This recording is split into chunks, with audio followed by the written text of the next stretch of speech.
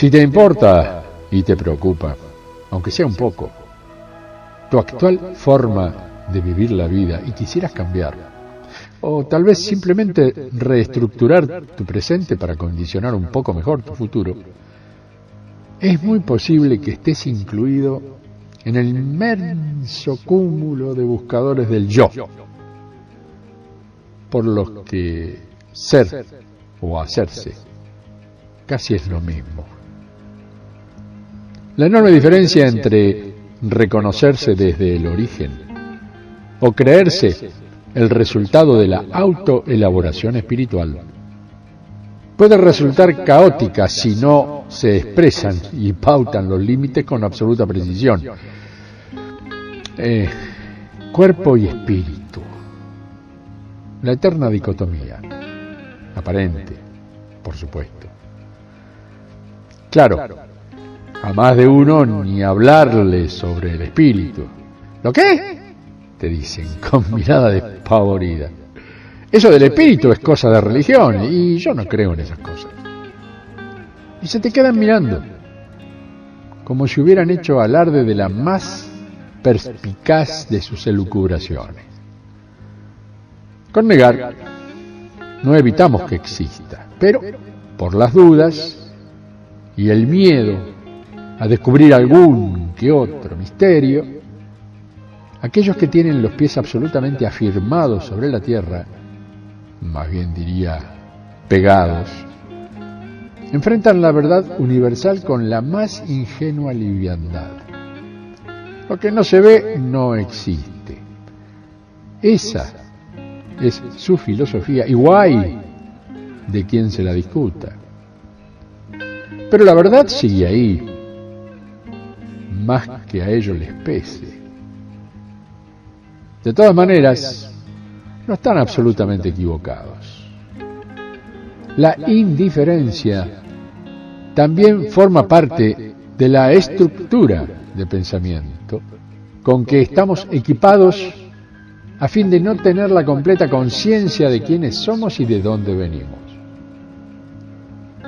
La conexión del bebé en la panza con su verdadero ser comienza a perderse luego del parto, y más aún cuando el contacto con quienes lo rodean comienza a plasmar una realidad integralmente opuesta a la que su pequeña y poderosa mente, más espiritual, concebía desde su matriz.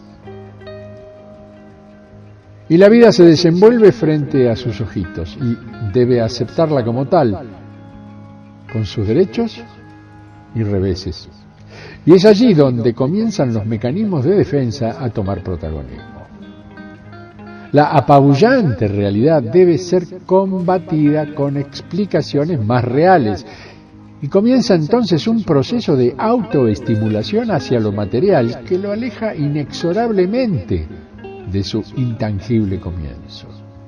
En definitiva, y genéricamente hablando, se hace hombre. La sociedad de la mesa redonda.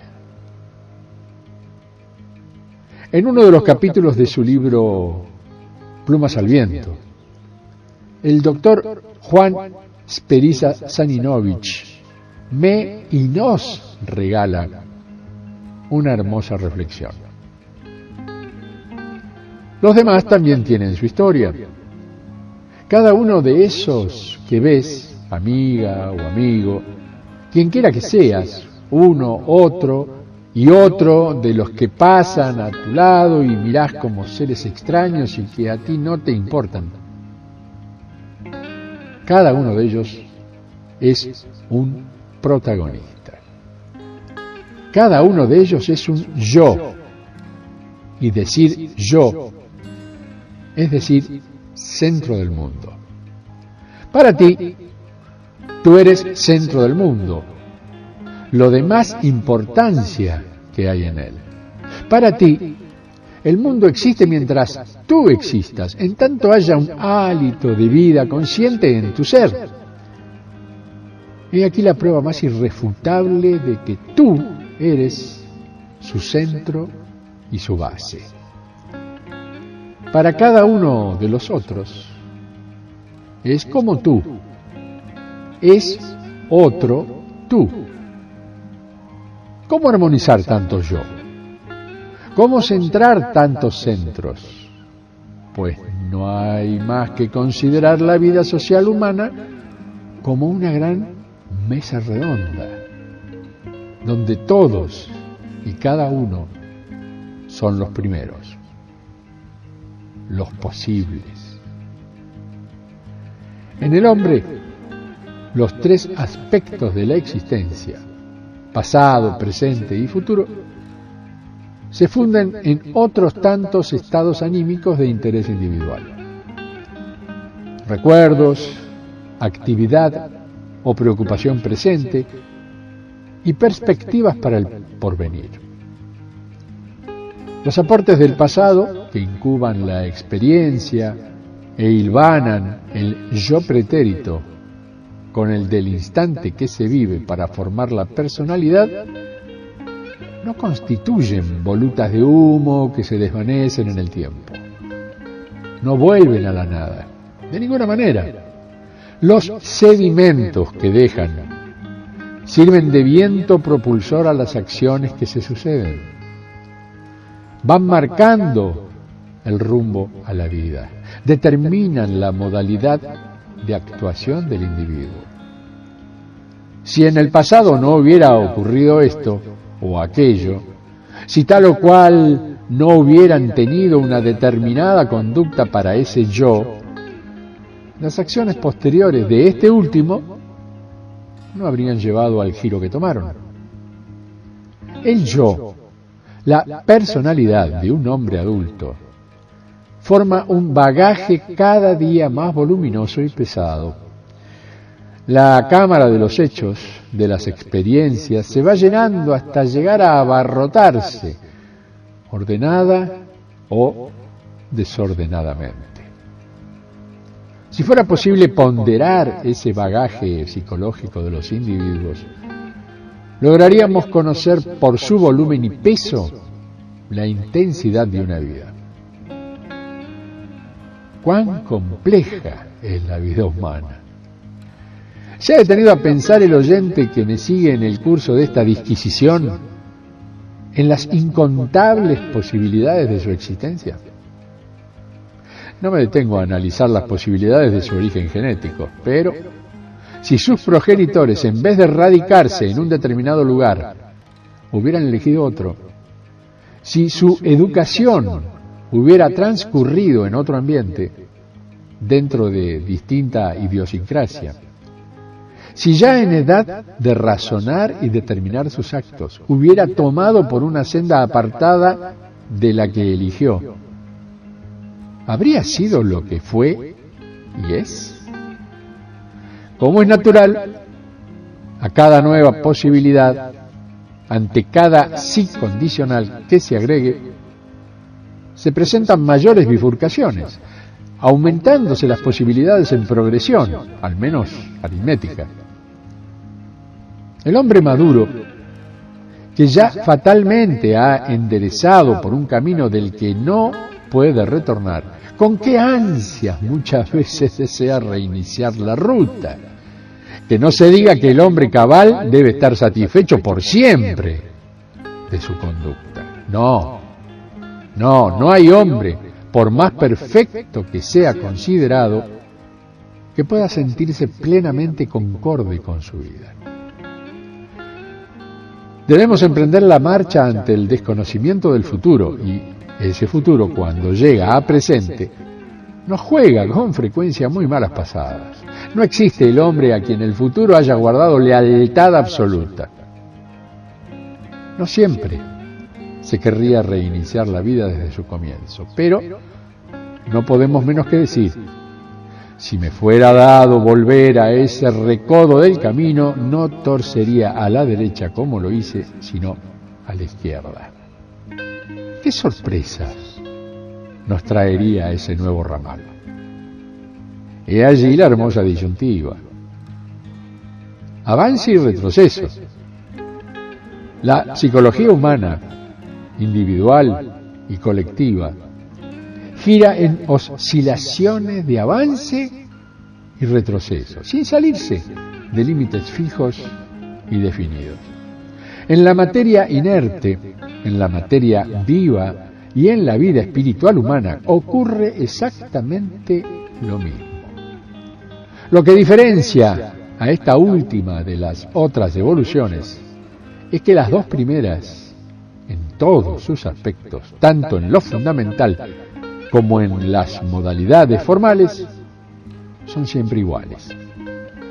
En la humana, en cambio, la forma varía, ya que, tratándose de seres dotados de inteligencia, entra en juego la elucubración, la invención, la captación de las leyes físicas y, por ende, los medios van siendo diversos, sin que por ello se transmute la base fundamental. La explicación de lo dicho la encontramos en que todo lo que existe en el universo, incluido el hombre, es limitado en su razón de causas segundas o seres finitos. Lo único ilimitado que hay en el ser humano es su entendimiento, en cuanto que a las posibilidades de su conocer no cabe demarcarles confines, pero sí que son limitadas sus nociones de cualquier momento definido. De aquí se deduce que necesariamente, fatalmente, llega un momento en que se impone una reacción ante una tendencia que toca el punto máximo. De lo contrario, sobrevendría la catástrofe, la destrucción. Quizás sí, quizá el fin de la especie humana se produzca, no por un cataclismo de los elementos físicos, sino por un cataclismo psíquico colectivo, ante la falta de una reacción, que hasta aquí siempre se ha presentado en el momento oportuno, salvando a la humanidad. Es la ley de las compensaciones y de la conservación, que actúan, al igual que la de la gravedad y atracción, en el mantenimiento armónico de las partes del universo. Si por una vez se suspendieran sus efectos, o una causa extraña viniera a perturbarlos, esa armonía se desbarataría en forma de cataclismo. Todo tiene su límite. Todo se conserva o se transforma, sin que nada se pierda. Ley universal que, para la materia, se comprueba patentemente en las experiencias de laboratorio. En lo psicológico, tiene demostraciones tanto en lo individual, introspectiva o extrospectivamente, como también en lo colectivo, para la acción simultánea y para la sucesiva de los tiempos. En el individuo, cuando su acción es concorde con la ley universal o imperativo categórico, según Kant, ella está dentro de la armonía. Cuando obra en desacuerdo con la expresada ley, actúa la conciencia en su papel de juez y de verdugo. Puede ésta ser acallada por un esfuerzo que repercute necesariamente en otras actividades. Cambios fatales en el carácter, anomalías orgánicas y en un sinnúmero de accidentes que en apariencia no guardan relación. Para el creyente, la compensación absoluta se encuentra más allá. No obstante,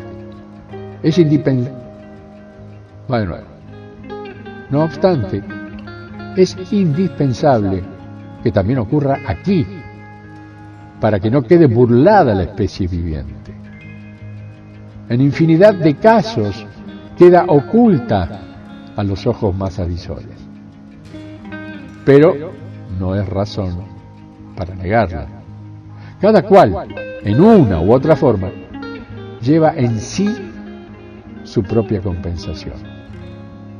Para cada acción colectiva simultánea, para cada determinada generación, la compensación existe como aplicación del adagio antiguo: corruptio unius et generatio alterius.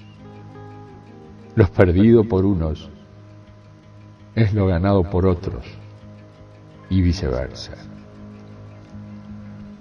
Para la sucesión de las edades, supuesto que la vida de la especie es una sola desde sus orígenes hasta el día en que llegue a desaparecer, con el pecado original o sin él, aceptando la efectividad de los atavismos y taras, igual que si se niegan, una edad es hija legítima de la anterior, de la que recibe su cultura y educación, sus virtudes como sus vicios, pagando sus consecuencias, enriqueciéndose con sus beneficios.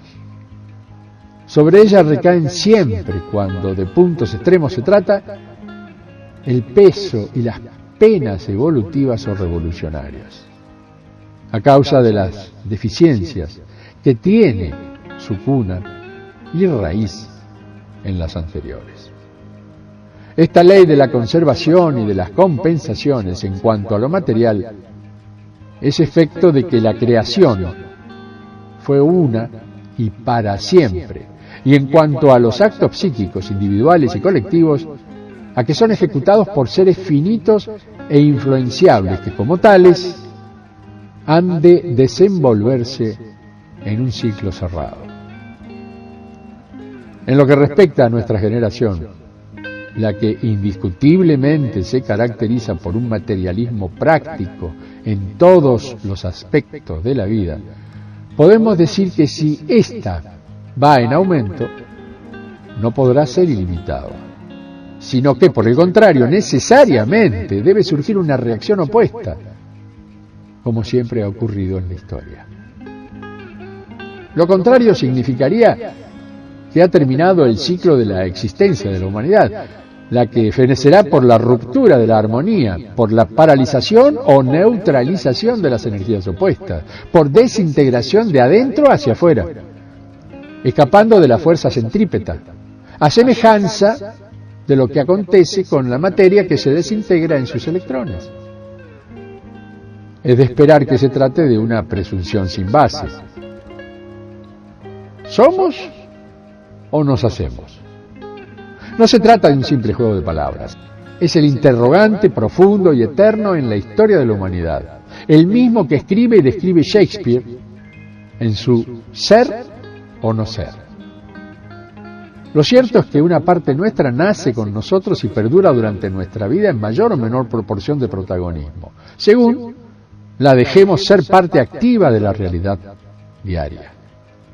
La porción restante de nuestro ser es el producto de nuestras experiencias vitales, que pulen la superficie de nuestra personalidad hasta sacarle brillo, o opacarla y quebrarla sin remedio.